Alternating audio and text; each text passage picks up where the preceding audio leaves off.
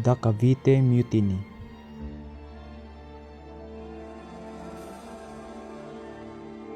The Cavite Mutiny was an uprising of Filipino military personnel of Fort San Felipe.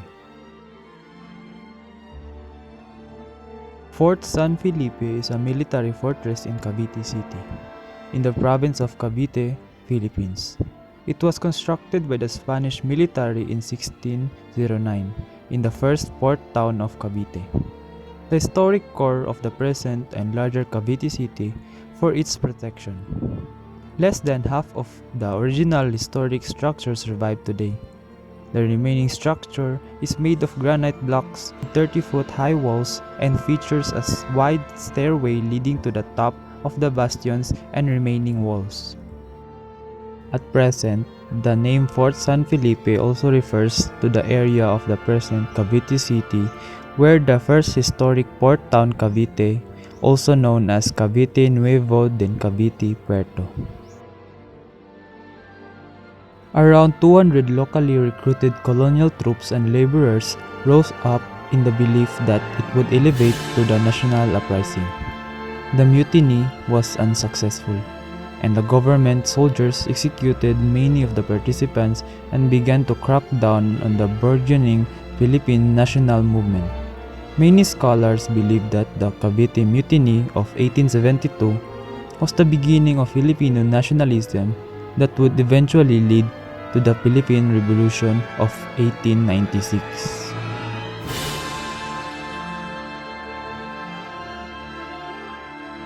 What is mutiny? It is an opening rebellion against the proper authorities, especially by soldiers or sailors against their officers. The causes of the Cavite Mutiny can be identified through examining the different accounts in this historic event. The Spanish accounts of the mutiny. Jose Montero y Vidal is a Spanish historian who interpreted that the mutiny was an attempt to remove and overthrow the Spanish colonizers in the Philippines. His account corroborated with the account of Governor General Rafael Escudero y Gutierrez, the Governor-General of the Philippine Islands during the mutiny.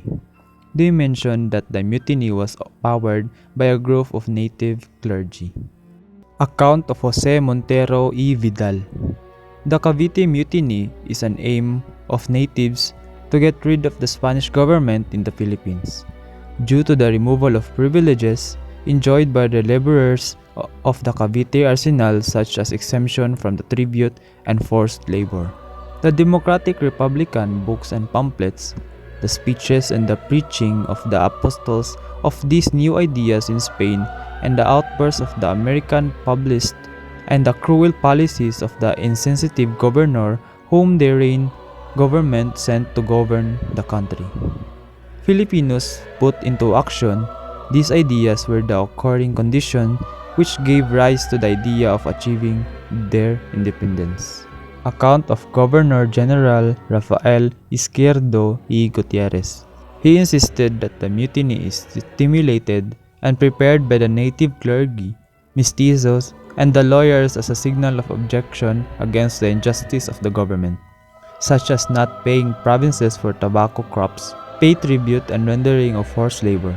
It is not clearly identified if Indios plan to inaugurate a monarchy or a republic because they don't have a word in their own language to describe this different form of government, whose leader in a Filipino would be called Hari.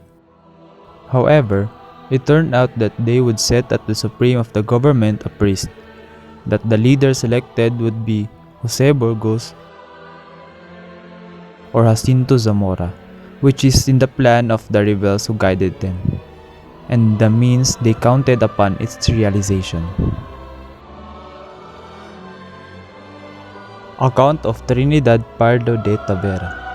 The event is just a simple mutiny since up to that time, the Filipinos have no intention of separation from Spain but only secure materials and education advancement in the country. However, the mutiny was used at a powerful level. Also, in this time, the central government deprived friars at the powers of involvement in civil government and in governing and handling universities. This resulted in the friars afraid that their leverage in the Philippines would be a thing in the past, took advantage of the mutiny and reported it to the Spanish government as a broad conspiracy organized throughout the archipelago with the object of abolishing Spanish sovereignty. The Madrid government, without any attempt to investigate the real facts or extent of the alleged revolution reported by Izquierdo, and the friars believed the scheme was true.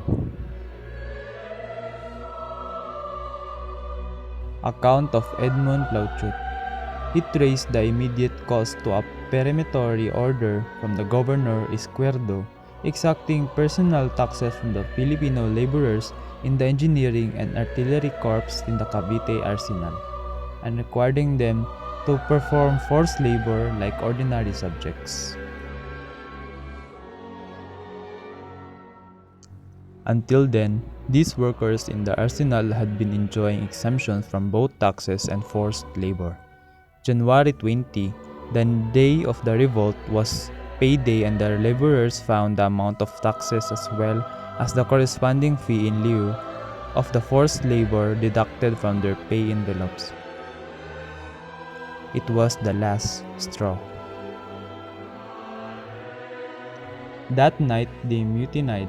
40 infantry soldiers and 20 men from the artillery took over command of the Fort San Felipe and fired cannonades to announce to the world their moment of triumph. It was a short-lived victory.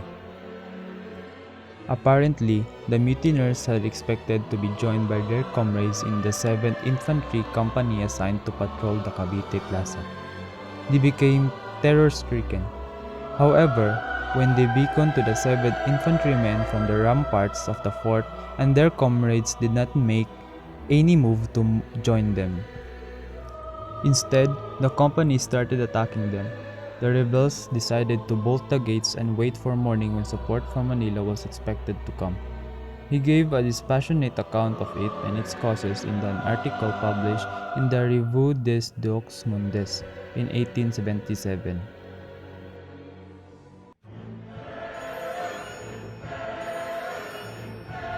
Their leader was Fernando La Madrid, a mestizo sergeant with the second in command, Jariel Brent Sr.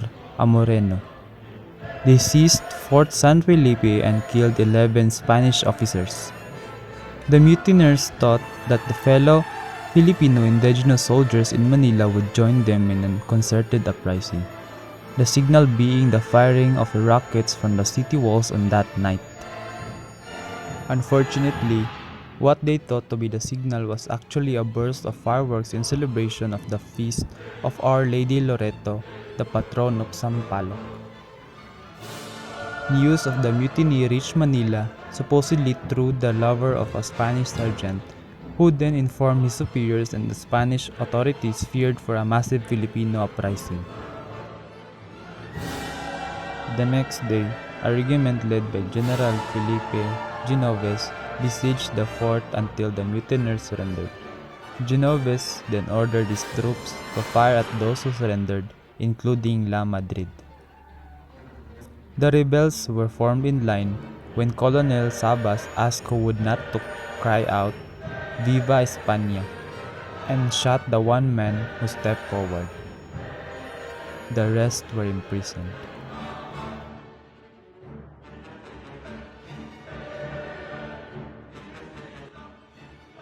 During the short trial, the captured mutineers testified against Jose Burgos. The state witness, Francisco Zaldúa, declared that he had been told by one of the Basa brothers that the government of Father Burgos would bring a navy fleet of the United States to assist a revolution with which Ramon Maurente, the supposed field marshal, was financing with 50,000 pesos.